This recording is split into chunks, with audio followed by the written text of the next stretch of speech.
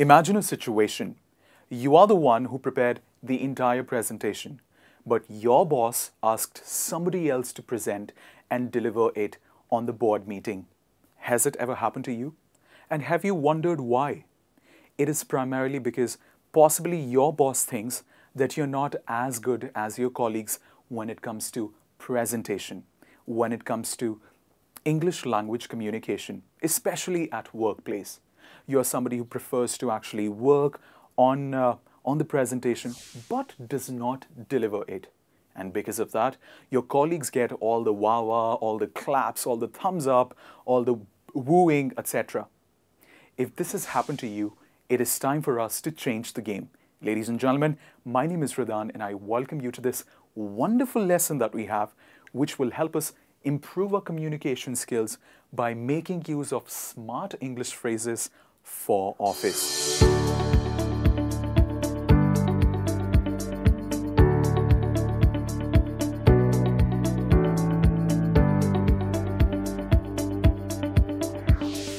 Let's look at our first phrase. The first phrase for today is to weigh up. That means to consider all the possible options in a situation. Let's look at our first example. We need to weigh up all our options before deciding on a suitable venue for the event. Possibly you're a part of an event management company and you have to select on a location. So you're saying we need to consider all the possible options that we have to finally select the location. The next example is, I'm currently weighing up whether to change career directions. Very nice sentence. Happens with a lot of people. After a while, they feel that they need to change their career. And if it happens with you, you can say, I need to see all the possible options, what I can do in order to change my career.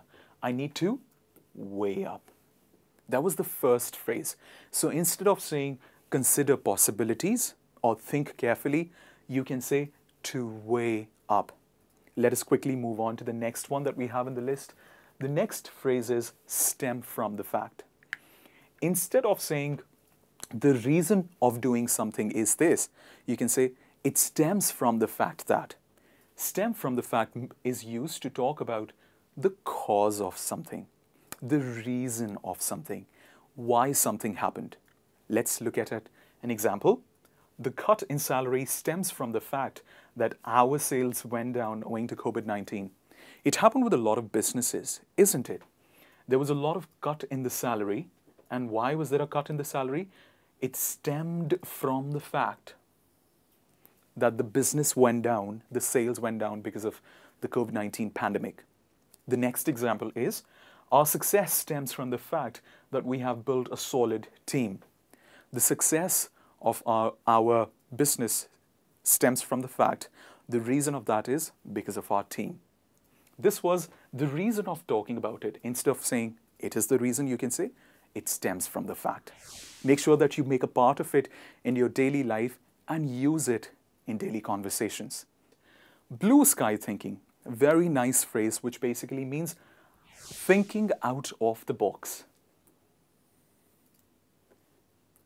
Example, some people are good at blue sky thinking but cannot translate that into practical life. Some people are very good at creative thinking creatively, but they're not equally good into translating that idea into real life. So that is called blue sky thinking. Next one, the blue sky thinking attitude has made Apple so successful. Everybody agrees. Apple is one of the most successful and creative companies that we have today. And why is that? Because of their blue sky thinking attitude and approach towards technology. The next phrase for today is buy in.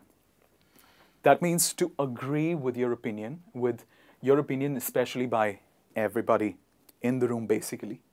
For example, no matter how much you try to convince me on your idea, I wouldn't buy in. That means you have very good convincing powers, but possibly I would not agree with what is being said, etc. The next example is, I can't buy in this proposal. I cannot agree with this proposal. It needs a lot of investment for very little profit. You're making this sentence at office.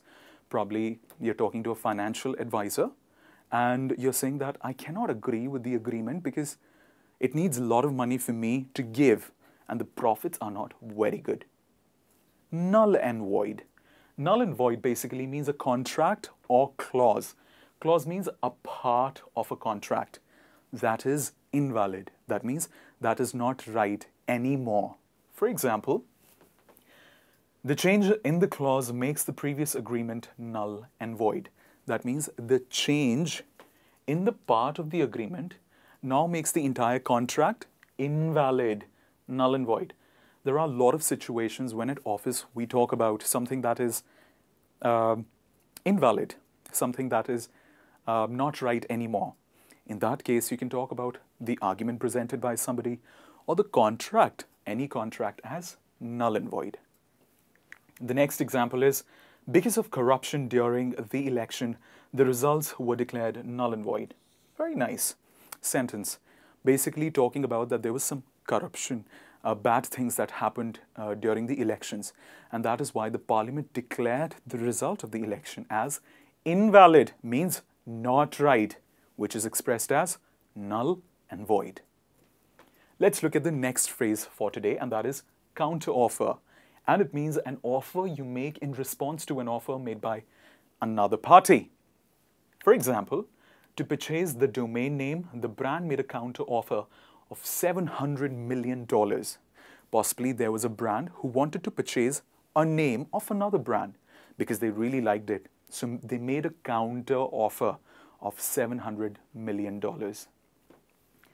The next example is, when they realized she was about to quit, they made a counteroffer which she politely rejected.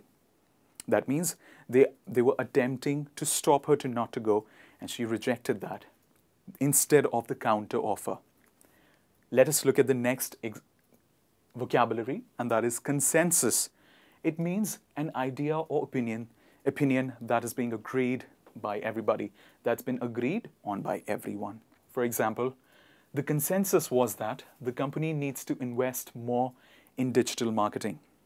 The whole idea was that the agreement by other people was that they need to invest in digital marketing. The next example is, we have been talking for 2 hours. Could we reach a consensus on this matter? Probably people are discussing on a matter and they're now saying that it's been too long that we've been discussing. Let us now agree on something. Let us now reach a consensus. This is the collocation that you can use it with all the time. Let us reach a consensus. The next one, and that is touch base. Touch base is very interesting because it means a short conversation with someone on a topic. Day in and day out, we keep on having short conversations at office. And in that context, we can say, "Hi Rahul, I wish to touch base with you." That means talk with you on a very important topic.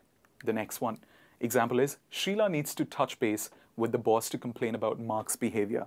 Sheila works with Mark, and Mark's behavior wasn't good when she last spoke to him. So she wishes to touch base with the boss.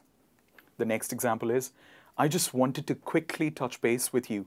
Did you get an email for the invitation to the business party? I wanted to quickly talk to you, have a short conversation with you about the invitation that everybody got. So that was about touch base. Moving on to the next one, drill down.